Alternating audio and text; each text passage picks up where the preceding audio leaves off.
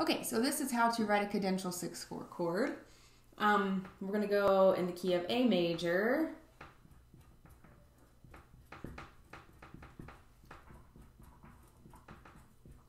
So remember, the cadential 6/4 chord is a tonic chord in second inversion that expands the dominant area of a cadence. The cadential 6/4 chord is a tonic chord in second inversion that expands the dominant area of a cadence. So I'm going to take this pattern of going from a 2/6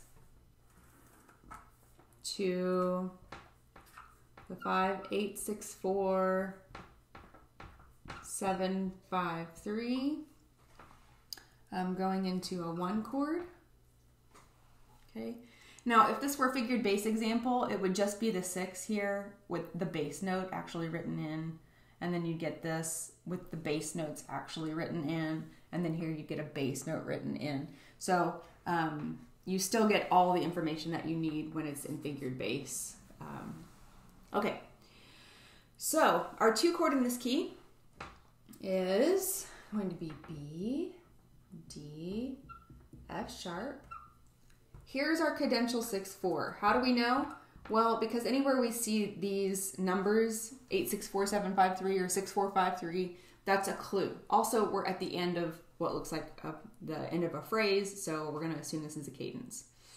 Okay, so this is going to be our 1/6/4, and then our 5 chord. This is going to be a 5/7. G sharp, B, D. And then our 1 chord, A, C sharp, E. Let's get our bass line in here. We're going to start with a D in the bass. For the first chord, this is our cadential 6/4, which is the 1 chord in second inversion. So we're going to go to E here. Here's our 5/7 root position, which means it's still going to be an E in the bass. And then to 1, puts an A in the bass here. Okay. So let's voice our 2 chord. We're going to double the bass. So let's do a B, I want an F sharp here, and a D here. Okay, so now going into our 2 chord, or sorry, our cadential 6/4 chord from the 2 chord, let's find the smoothest way to get there. So we want our upper voices to be stepping or keeping a common tone, maybe skipping if we absolutely have to. So let's see, just thinking through, if we move B down to A, if we move F sharp down to E, and then if we move D down to C sharp, that gets us all stepwise motion. Here, we've got an octave, so we would just want to make sure not to move up to an E here because that would give us parallel octaves. So as long as we move down to a C sharp, that keeps us safe there. Let's see, we've got a B to an F sharp here. If we move both of these down here, that gives us parallel fifths. So let's do the trick we did in class the other day where we just flip the voices so that we don't get those fifths, we get fourths instead. So let's see, how about do that,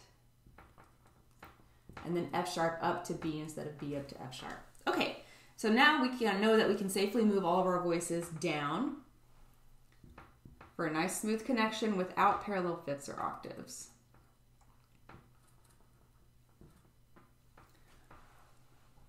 Okay. So here's our 1/6/4, our cadential 6/4, where our bass is doubled. We have to have that because it's a 6/4 chord, it has to be doubled.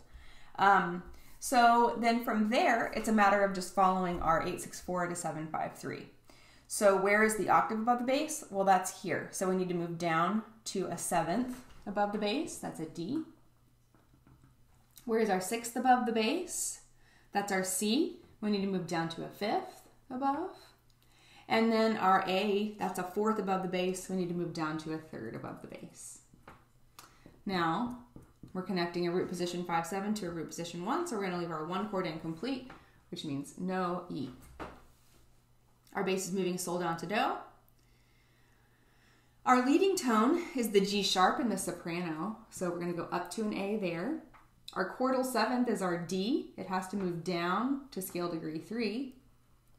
So now we have root, root, third. We need 3 roots and a third, which means our tenor voice has to move down to A for 3 roots and a third. So that's an example of how to write a cadential 6/4. I hope it helps. See ya.